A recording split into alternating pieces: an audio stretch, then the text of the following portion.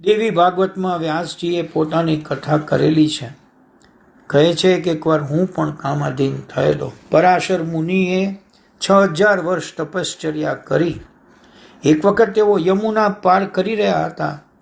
નાવ માછી કન્યા મત્સ્યગંધ્યા ચલાવી રહી હતી. મત્સ્યગંધાને જોઈ પરાશર કામાધીન બન્યા. તપનો ભંગ થયો. પરાશરે મત્સ્યગંધ્યાનો હાથ પકડ્યો. માછી કન્યા કહે છે, ક્યાં હું શુદ્ર માછી કન્યા અને ક્યાં આ પવિત્ર બ્રાહ્મણ? પણ કહ્યું છે કે કામ ન જોવે જાત કજાત. પરાશરે અયોગ્ય માગણી કરી. મત્સ્યગંધાએ કહ્યું, આ દિવસનો સમય છે, સર્વની હાજરી છે, તમને અને મને લોકો જુએ છે.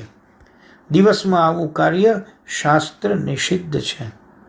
પરાશરે પોતાના તપોબળથી અંધકારનું એક વાદળું દૂર કરી દીધું અને વચ્ચે આવીને ઊભું રાખી દીધું.